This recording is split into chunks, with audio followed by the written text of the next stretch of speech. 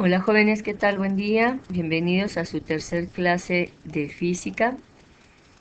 Estamos trabajando en el tema de hidrostática, en el cual ahora vamos a hablar de la presión. Antes de que empecemos a trabajar con la presión, aquí les estoy mostrando el formulario de su semestre, en este caso cuarto, de Física 2, en el cual ustedes deben de tener ya en hojas de máquina. Si no lo tienen, pues empiécenlo a anotar. Hay que pasar en limpio toda esta información. Aquí tenemos la densidad, la fórmula de la densidad y la tabla de las densidades de sólidos y de líquidos, al cual aquí le anexamos la densidad del oro que usamos con anterioridad en algún ejercicio. También vamos a escribir lo de peso específico. Tenemos sus dos fórmulas, la de peso y los valores de aceleración de la gravedad. Aquí yo ya puse presión y su fórmula, que es lo que vamos a ver en esta clase. Y aquí tenemos la tabla de los pesos específicos. Entonces, hasta ahorita, esta sería la información que ustedes deben de tener en su formulario. Ahora vamos a empezar a hablar de la presión. La presión indica la relación entre una fuerza aplicada y el área sobre la cual actúa. Aquí podemos ver en la figura que para que exista presión se tiene que aplicar una fuerza de manera perpendicular a una superficie. La fórmula de la presión es P es igual a F sobre A, donde P mayúscula es la presión y sus unidades son newton sobre metro cuadrado. A estas unidades de newton sobre metro cuadrado se les conoce como pascal. La F mayúscula representa la fuerza y sus unidades son los newtons. La A mayúscula es el área o superficie y sus unidades son en metros cuadrados.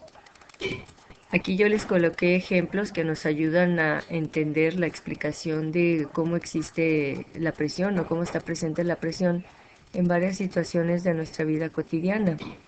Vamos a estar tomando nota de toda la información que yo les estoy presentando. Solamente lo del formulario no va en su cuaderno, sino simplemente va en sus hojas de máquina. Nos dice que cuando se camina sobre pasto con zapatillas, el tacón se hunde porque se concentra el peso de la persona en una superficie muy pequeña y se ejerce más presión. Esto no sucede si se camina con tenis porque el peso de la persona se distribuye por toda la suela y se ejerce menos presión. Para que nosotros podamos utilizar un cuchillo en cocina y podamos cortar una naranja, ese cuchillo debe de estar afilado. Al momento en que nosotros lo afilamos, estamos reduciendo el área de contacto entre el cuchillo y la naranja y por eso aumenta la presión y se corta con facilidad la naranja.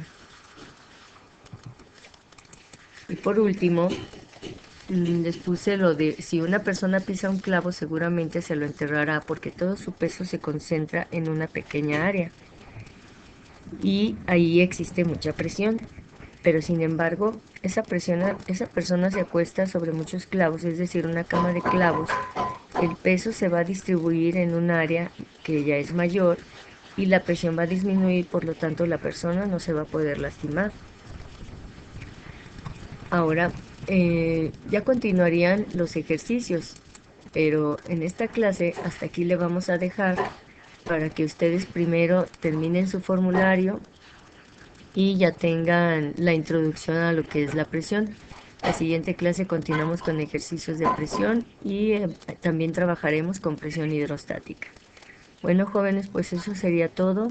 Recuerden de estar enviando sus tareas para que no se le acumulen y les agradezco que estén trabajando. Muchas gracias, saludos jóvenes, que se encuentren bien.